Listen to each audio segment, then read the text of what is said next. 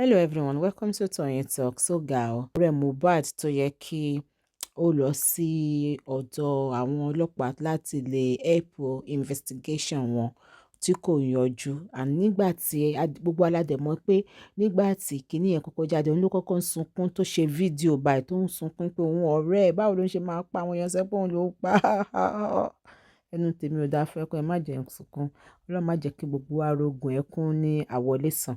Anyway, jẹ́ ká jọ enjoy Mama Courtroom. Thank you for watching till I'll see you in my next video. Stay safe, stay blessed. I love you. Bye. Àwọn tó play game yẹn wọ́n play game yẹn dáadáa. You know, wọ́n ti rí pé bọ̀bọ̀ yẹn, yes, he's a very fragile, he's a easy going person, easy target, easy prey. Wọ́n dey prey on him very well. Wọ́n mess pẹ̀lú sanity ẹ̀. Wọ́n make sure pé wọ́n dá gbogbo ẹ̀rú fún. You know, if messing with him to push it to the brinks of come low narcotics, come low sedative, come low gbogbo orúkọ bẹ́ẹ̀ tó wọn ò dẹ̀ mọ̀ tó dẹ̀ lọ ń lo ohun tó wà contradicting sí nǹkan tó ń lò. Of course, ikú kíákíá ni now. Báwo ló ń ṣe fẹ́ ṣe, bóyá ronú báwo ló ṣe fẹ́ make owó, àbí báwo ló ṣe fẹ́ ṣe, àbí báwo ló ṣe fẹ́ mọ̀ gbogbo yẹn kó push ẹ̀ sí yẹn. But guess what, wọ́n Nigeria ò ní pin ẹ̀ mọ́ anybody. Torí ìgbà táwọn sọ wá ní kí ló ṣe, kò ṣe ó fọwọ́ kan ni, kò fọwọ́ kan. Yes, ó pariwo ẹ̀, ó pariwo ẹ̀, ó pariwo ẹ̀, ó pariwo ẹ̀, ó kọ̀ pariwo ẹ̀ ni. Now, the video tí Naira Marley ṣe tó sọ pé he was actually advising Mohbad not to take drugs. One of that video was actually real. It was not a doctored video. Because one copy of that video lórí phone Mohbad. So it was not a doctored video. So it was mo wish pé mo gbé conversation yẹn kúrò lórí phone tí mo lò yìí kí n play. So wọ́n rí video yẹn pé so wọ́n wonder pa but tó sọ pé ní ṣe kíní kan fún ẹ why tí ẹni tí wọ́n advice ẹ pé kó má ṣe báyìí o, má lo kíní mọ́ o, má ṣe kíní ó mú ìkẹwà paranoid o, ó ṣe kíní kan ó ṣe nǹkan kan. Ìyẹn gangan náà ń pè ní aṣeni ajẹnifẹ́ni àbí kíni Yorùbá sọ eku kíní tó ń jẹyàn tó tún fàtẹ́gùn sí.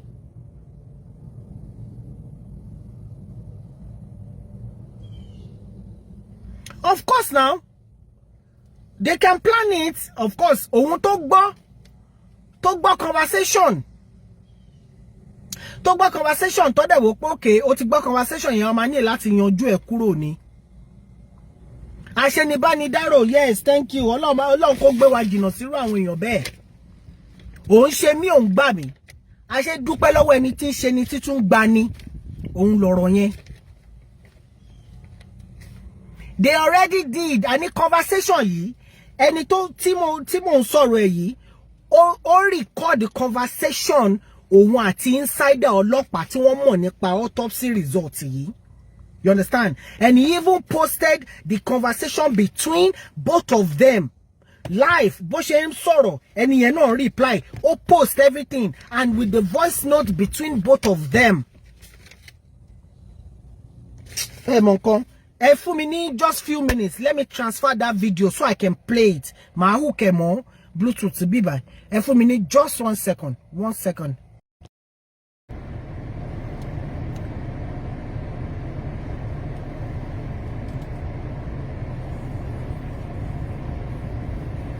Olórí Seki, you say let's leave them to God.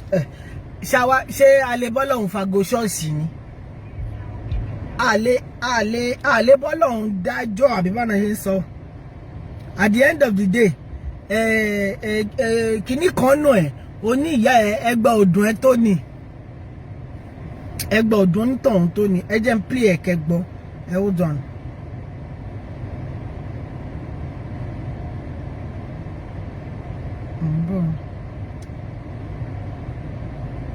Just make sure we connect. That camera just come check me for me.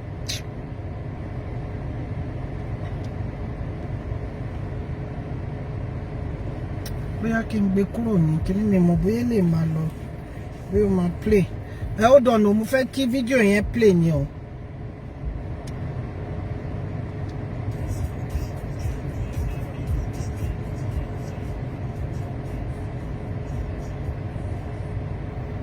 Okay. First time you can't go to hit that subscribe button and tell them let's get right into the gist of so guys, I know many of you are really like okay, Magbo, can you guys hear? My community post in which I promised you guys the new details I uncovered. Can you guys hear? Working with the Nigerian police on this. Shangbo, can you guys hear? Can you hear very well? Okay, let me know. Ejakimo, I'm not seeing any if you can hear, let me know. Please. Bad case. So guys, finally the insider actually Shangbo, the insider to me this morning. Okay. Because he kept me on pending for 2 days. So I didn't want to post half information. No. For you guys. So you said no? Egbo, you guys can't hear? Kí ló ṣẹlẹ̀ tẹ́ gbọ́? Ó parí. Okay, hold on. Okay, what is the issue? That means I have to take it off this Bluetooth then. Let me see. Yes, can hear. Kilo. Monsurat. ẹ má jẹ́ ju jígà ìpè sáwùjẹ fún yín o kí lẹ míì tí ó kíní ẹ dẹ̀ ní no lẹ́ẹ̀kan ẹ mọ́ dà ń lórí irúkọ ẹ we can't ẹ dẹ̀ máa wà okay kìtìkìtì àbí kìtìkàtì àbí kílẹ̀ porúkọ ara yín. Right there too, so I just saw the shots going off, and then I just had a fight or flight instinct and just ran, just like had a you.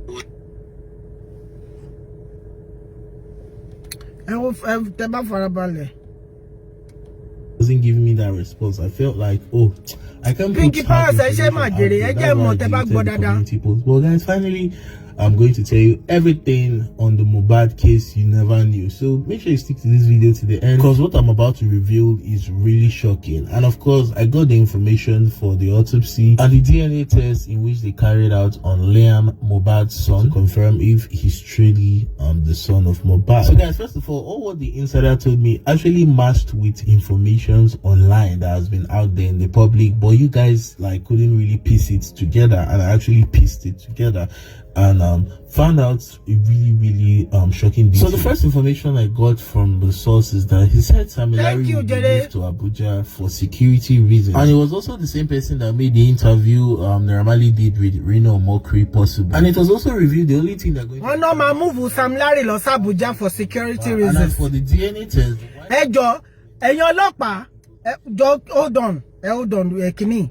So if I move Samilari to Abuja for security reason, when Mohbad came to you guys for security, kí lẹ ṣe fún? What exactly did you guys do for Mohbad when he came to file those that petition? Kini kọ́kọ́ tẹ́ ṣe fún láti save life ẹ? I'm pretty sure any to stamp petition yẹn ó yẹ kó mú òun gan kan jù sí jail. Kini kọ́kọ́ tẹ́ ṣe? Maybe this guy's issue now ó yẹ kó wake Nigerian police up. Ipe anybody who file petition of threat to life, do not take it lightly. Do not throw it away. Do not say oti wa on colos. Oti ṣe kíní kan àbára ń kan Gaza yín nínú bẹ̀yẹn ìjọba ò fún yín lówó. Anybody tó bá wá, everybody dédé náà ẹ mọ̀ lọ. Kẹ́ má dá wọn lóhùn. You know? So you want to move Sam Larry to Abuja for his own safety. What safety did you give to Mohbad when he came to you guys for help? Oriented knock. Eja Magbolo.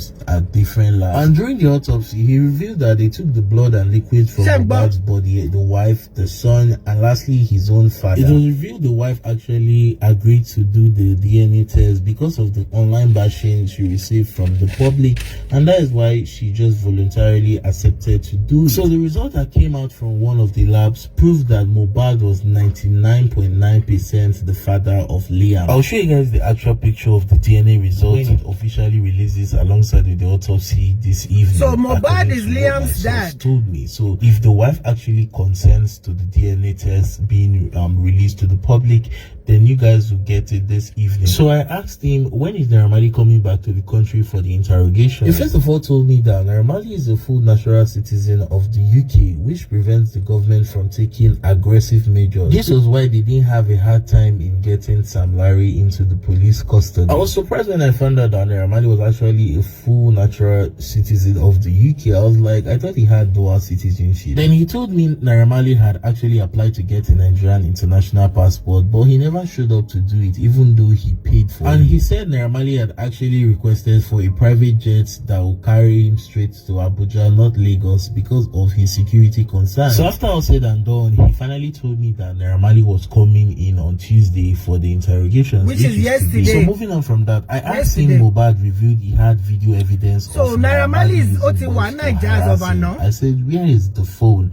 Where is Mohbad's phone? I said, did they find anything incriminating on the phone? He said there's nothing incriminating on the phone that can actually hold Naira Marley responsible for the death of Mohbad, but there were actually some footages of Sam Larry and Mohbad having altercations, and that in one scenario, and they had. There's nothing to pin lori Naira Marley. But boy, ti play gbogbo game ẹ pa. Ọwọ́ Ọlọ́run lọ̀rọ̀ tiẹ̀ wà, ìdájọ́ tiẹ̀ ọwọ́ Ọlọ́run ni. She understand? Oh, play game ẹ gbogbo bí tó yẹ kó play. And you know, I've been saying this from get go. Yes, Kini kan kò sí Nigeria, kò physically fọwọ́ kan. Yes, ó sign record label. Ọ̀rọ̀ òdè wọ̀ mọ́ nìyẹn, wọ́n dẹ̀ dàrú fún ara wọn. Wọ́n wò pé okay, and so what? Kí ló ṣẹlẹ̀ ńbẹ̀? Kí ló tún kù ńbẹ̀? Ṣẹ̀tìrí physical, touching somebody physically àbí o ṣe léṣe àpáwà nǹkan kan bẹ́ẹ̀ yẹn. But pé Nigeria ò nílé, wọn ò nílé ṣe tí a ní kan ṣe. Nísìn àwọn á máa retí evidence, hardcore evidence. But ẹgbọ́n nǹkan tí bọ̀bọ̀ ìsọ̀ ó ní there's really nothing tán lè pin mọ́ Naira Marley. Had all this video evidence on the phone. He said the only video they saw of Naira Marley and Mohbad together on the phone was a video of Naira Marley and Mohbad in the toilet, and that Naira Marley was actually trying to cheer Mohbad up. He was telling Mohbad to reduce his smoking because it's making him go crazy. That was the video tí Naira Marley ṣe tó lóun advice ẹ̀. It was actually true because wọ́n rí copy ẹ̀ náà nínú phone Mohbad. So it means that everybody suspect the video he did was doctored. No, it wasn't. So one actually recopy phone no. Crazy and all of that, just like the live video Naira Marley made that was telling people that it's because of what Mohbad is taking, that is why he's misbehaving and saying all sorts of things against his Malian's record label. So the insider also told me that in that video of Mohbad and Naira Marley in the toilet, that Mohbad actually accused Naira Marley of introducing him to the same drugs he was telling him to stop taking. From this point onwards, I started asking him questions via voice notes, and he also replied me with the voice notes as well. I'm going to be playing this voice notes for you guys to listen, and make sure you stay to the end so you don't miss out what he's going to say. Why would Mohbad even make a video of Naira sharing him up and saying that he should stop taking drugs and all of that? Don't you think that video might have been planted in the phone to push a good narrative of Naira? I'm not saying Naira is guilty or anything, but there's something really awkward about that video that you're talking of right now. I feel like there should be video evidence of how Naira actually attacked him or sent boys to attack him allegedly, as Mohbad stated on his Twitter account when he was still alive, because Mohbad said he had video evidence of Naira sending boys to attack him and all of that. Don't you think there's something fishy going on there? I understand what you're saying. You're right. It's a good question, but this is now the conversation now. From the evidences that you have, you know, when you're looking at that phone there, there were videos, yes, of course, that he was saying that Mali did this, Mali did that, but there was no video of Mali actually doing that. It was just him recording himself saying, see what happened to him on this and that, but nothing like showing that the Naira did this. You understand? That's just where it is now. So it's not an issue. There's no evidence for that, so it doesn't exist. But yes, there are videos of him saying that. And then again, the video that he did recording himself with Naira in the toilet, and so it's nothing new because they are always doing that. Like all of them, they always record every single thing. Every single thing. We don't even know what kind of nonsense that is, because Naira never ever beat Mohbad, not even once. You can't even take Naira to court. That's the truth, because there's nothing like that. But it's an assumption, right? So it's some Larry. Video. Only, but there's never a video between Naira ti fọwọ́ kan Mohbad. Ipe so want tell gbe yen lọ sí court pàápàá pé ó ṣe nǹkan kan fún, because there's no evidence. Ibẹ̀ yẹn nísìn wọ́n ní bẹ́nìyàn ó mú Ọlọ́run ó mú òun lọ́rọ̀ ti Naira Marley yẹn báyìí nísìn. Òun ni bẹ́nìyàn ó mú tó play game nicely. You should ask about whether there are videos. Now, if you ask about some Larry, yes, there are videos on Mohbad's phone. There are 2 occasions where Mohbad was even talking to Naira, and he recorded himself. He was talking to Sam Larry. He recorded himself where Sam Larry was saying so many things to him face to face, and he was also arguing with Sam Larry and insulting Sam Larry and accusing Sam Larry, saying things like, you send people to come, you cannot do anything, you cannot kill me, all that. Sam Larry lost some kind of very soon for people to see what I'm saying, but not for Naira, just the one that he was talking with Sam. Are you really keen on making videos every time? And was Mohbad responsible for making that video?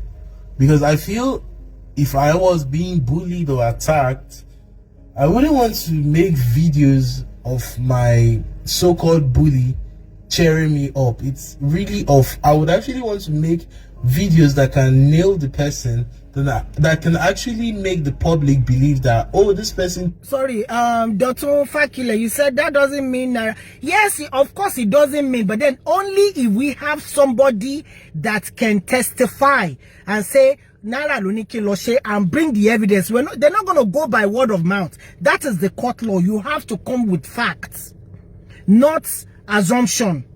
Because you're trying to send somebody else into the dungeon. So they need your facts, not say Kini kon wa mu fact, because now this is a murder case, like as in Kusini. So you have to come with like a physical evidence. They're not going to take Kini, you understand?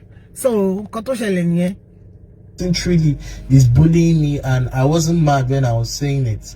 Where did that altercation take place? And there are several videos of Sam Larry harassing Mohbad at different locations. So yes, I know it's not at the Marlon's house, but there have been several videos of Sam Larry attacking him at a hotel, clubs, and even shows. His mother said in an interview that her son got so scared at a point that he stopped performing at shows. He was scared to go to shows because of fear of being attacked by Sam Larry. Because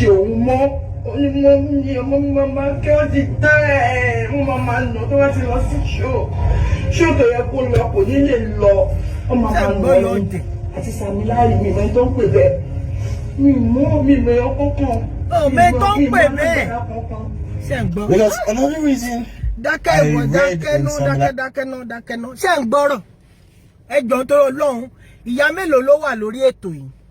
if a mom show thumbs up in your beach, press love sign. Somebody came to your child, or somebody is intimidating your child, and your child is telling you, oh, somebody is bullying me, I'm so scared, I can't even go to school, I can't even walk on the street. What would you do as a mom? Please, what would you do? If I open phone line now, because I don't want to stay here too long, what would you do if somebody is intimidating your child, and your child is saying, Mom, I'm so scared, I can't walk on the street, I can't do this? What would you do? You would just say, Larry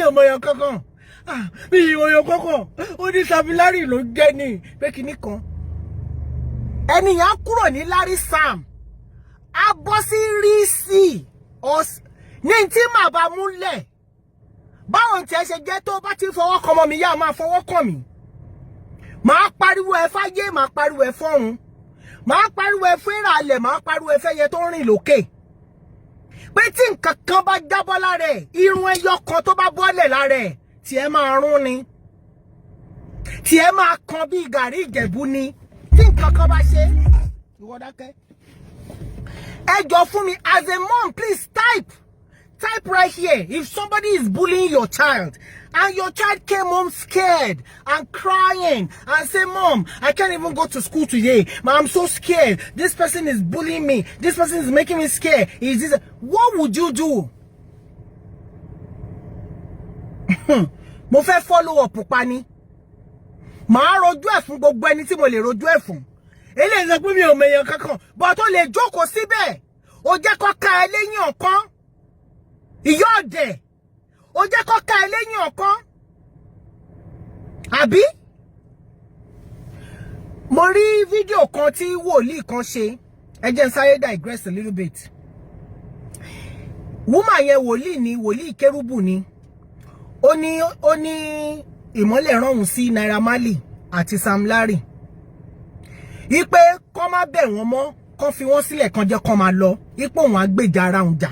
Pé ṣùgbọ́n wọn á bẹ̀rẹ̀ láti inú ilé wọn, láti kékeré ilé wọn, àgbà ilé wọn, dóbi tó fi mórí ìyá wọn, bàbá wọn kó tó wá kan àwọn fún alára wọn. Bí woman yẹn ṣe jíṣẹ́ yẹn pé àwọn méjèèjì yẹn ló rán wọn sí pé káwọn ìjọba fi wọ́n lẹ̀ kó jẹ́ kó máa lọ. Pé wọn á take up kìíní òun pé ó ń para gidi gan. She understand? Ó wá sọ, ó ní nǹkan tí mo fẹ́ fàyọ́ bẹ̀ ni pé ó ní àti Sam Larry àti kìíní pé àwọn èèyàn tí ń bá wọn ṣògùn kíkèsí lè dàrú. Kíkèsí lè ṣe wọn pé mo sọ lórí show mi ń bí. Mo ní tó bá ní kí ìyá Naira Marley kó wá lọ gba àwọn iṣẹ́ nísìn. Mo ní kí á ló máa fò débẹ̀ ló máa lanu tó máa nó yẹ ju ẹyẹ síbẹ̀ kó o máa gbé mi nísìn kó o máa fi bu ọmọ yẹn. Òun ò ní fẹ́ jẹ́ kọ́kọ́ òun lẹ́yìn ọ̀kan bó tiẹ̀ jẹ́ pọ́mọ ẹ̀ wọ́n ní èèyàn ò ní lọ́mọ burúkú fẹ́kùn pa so torọ́ ọmọ ẹjọ́ ọmọ burúkú ń sìn ó ń fa gànjà àwa ni òkè ẹ máa gbé lọ ẹlọ́yìn ń bọ̀ òun ò fẹ́ torọ́ ń fagbó ó ń ṣèjọ̀gbọ̀n ń ṣe. Ògo òdílé tiwọn náà ní àárọ̀fù tó lè jẹ́ how nasty tó lè jẹ́ kò kàn for the fact that pé ó sì ń gbórúkọ àwọn jáde ó ń mówó wá ó ń ṣe kíní kan kò ní fẹ́ kí nǹkan kan ṣe. Kò ní fẹ́ kí nǹkan kan ṣe. Ó ní wọ́n ń bá wọn sáré wọ́n ń ṣiṣẹ́ fún wọn wọ́n ń ṣe spiritual wọ́n ń ṣe gbogbo ẹ̀ wọ́n rán wọ́n ń ṣe wọ́n fowó ránṣẹ́ báyìí káàkiri kó máa ṣe gbogbo ẹ̀. Bọ̀tọ́ náà sọ ipò òun á gbèjà ara òun pé torí pé kò ní sẹ́ni tó máa gbà òun gbọ́ pé kán fi wọ́n sílẹ̀ kan jẹ́ kó máa lọ. Bẹ́ẹ̀ ni wòlíì yẹn sọ nínú fídíò. Ìwọ ìyá wa jókòó síbẹ̀. Ìwọ ìyá yìí wá gbọ́ ó ló sọ fún ẹ lóòótọ́ pé ní ọ̀kan tó ń jẹ́ Sam Larry àti kinní kan ó dẹ̀ jókòó síbẹ̀ tó ò bugbá ìyàsọ kó o máa ṣépè fún Sam Larry pé kí tiẹ̀ kó rún tó ò sọ fún pé ta ni tiẹ̀ kí lọmọ mi rànú gbá ẹ tí ò sanwó jẹ́ kó ọmọ mi ráyè gbélé ayé jẹ́ kó ṣe iṣẹ́ tiẹ̀ jẹ́ kó rògo tiẹ̀ lò wọ́n wá mọ̀ ògo ọmọ ẹ̀ wọ́n bò mọ́nu 6 feet ó wá ń ṣe kinní kan wọ́n wá ranjú wọ̀n ń ṣe kinní kan igbe yẹn fake ni fake ni Ọlọ́run má jẹ́ kí ìyá rìn dín ìyá yẹn kọ́ bẹ́ẹ̀dì díẹ̀ ló kù kó tiẹ̀ gọ̀rọ̀ díẹ̀ kọ́ ló kù ó kọ́ bẹ́ẹ̀dì ni èèyàn ní òun gbógun ti kinní bí mo ṣe ń jí lóru tí mò ń gbàdúrà tí mò ń bá sí òwò tí mò ń ṣépè fún ó máa dẹ̀yìn tipátipá ni ogun tó sọ pé kẹ́mi máa rọ̀ náà lọ torí tí ń bá díẹ̀ lọ́wọ́ má dì mí lọ́wọ́ tèmi èèwọ̀ làbùrọ̀ wá dí ọmọ mi lọ́wọ́ ní ọmọ tèmi tí mo tún ti gbọ́ pé ọmọ yìí ọmọ ológo ni o ẹ̀dẹ̀ mọ̀ pé ogun àwọn ọmọ tó ṣe kíní kan lógun máa ń wá káàkiri anybody tó wá máa ga láyé yìí ọ́nẹ́sẹ̀ máa ti rin ni ìwọ wá jókòó kabẹ̀ ó wá jókòó fẹ̀yìntì wọ́n wá ní ọmọ yẹn lára wọ́n fi ilé ayé sùn bíi pé kó fayé ilẹ̀ kó gbọ̀run lọ ṣọ́wàá wà nú àwọn tó ṣe ni kò sí ní tó yẹ kó gbé sẹ́nu tébù tó yẹ kó o fẹnu kàn ó yẹ kẹ́nu ẹ máa kan lọ́wọ́lọ́wọ́ báyìí ni kí yán máa kan lẹ́nu ẹ kí gbogbo oúnjẹ máa kan lẹ́nu ẹ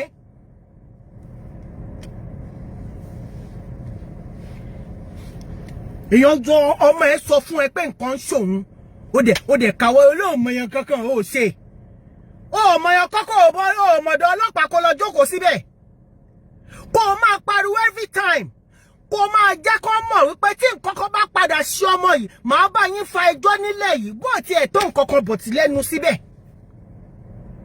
kó o máa sọ fún wọn pé tí n bá kúrò lọ́lọ́pàá tí bí màá tún lọ rò ń bí kó o lọ sí bí ọlọ́pàá ọ̀nà mélòó kó o ní ẹ máa kọ sílẹ̀ ní rẹ́kọ̀d tí nǹkan bá padà ṣe ọmọ yìí gbogbo yín ni màá bù so kó o máa fi kọ́ wọn lọ́rùn kó o máa fi kọ́ wọn lọ́rùn pé nǹkan kan ò gbúdọ̀ ṣe ẹni bẹ́ẹ̀ nǹkan ò gbúdọ̀ ṣe nítorí wọ́n wò pé tí nǹkan kan bá ṣe ọmọ ìyá ẹ̀ ń bọ̀ fáwọn nìyẹn kó o wá pariwo kí gbogbo èèyàn gbọ́ ohùn ẹ kó rí i pé o pariwo tó o ti pariwo pé nǹkan kan ò gbúdọ̀ ṣe ọmọ yìí torí bá fọláfọ̀jù ó dáràn tẹ́dọ̀ bá dùn ju ó dáràn torí kókó báyìí lára ọtẹ ẹ lè kò sí nǹkan kan tó ṣe olóòmọ kankan ọmọ kankan ẹlẹ́nu burúkú bí kí n dàbàrà burúkú bò kẹ́yìn kí gbogbo yẹn kó wọ́ sọ̀kanà.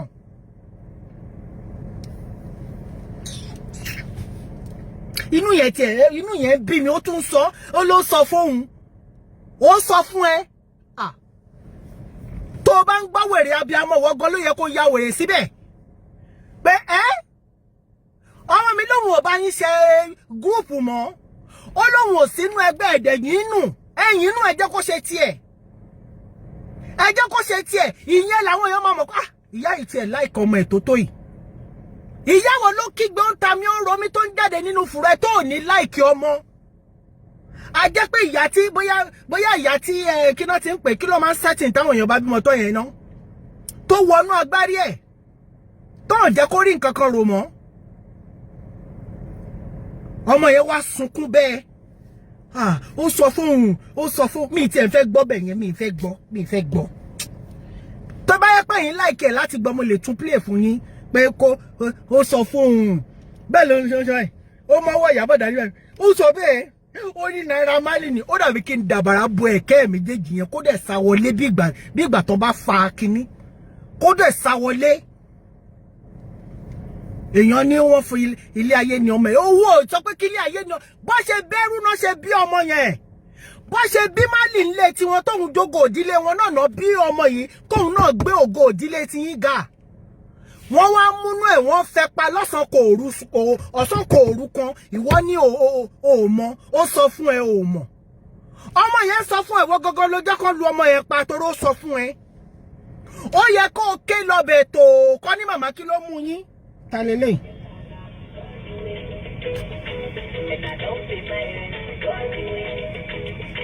Hello. Hi, hello. Yes ma, ẹ káàárọ̀ ma. Ẹ káàárọ̀, Chicago mo ti ń sọ̀rọ̀ mo ń wo program yìí ni. Yes ma. Ọlọ́run á dúró tì yín náà o. Àmín Jésù. Wọ́n rí ṣayé bàbá yẹn, omi ń bọ́ lójú mi ní pé èèyàn jẹ́yà lórí ọmọ tó báyìí. Ìyàwó ẹ̀yẹ ló pa àtàwọn fámílì àtàwọn Malian gang. Àwọn ló inject ẹ̀ pẹ̀lú oríṣiríṣi nǹkan to put him in the coma.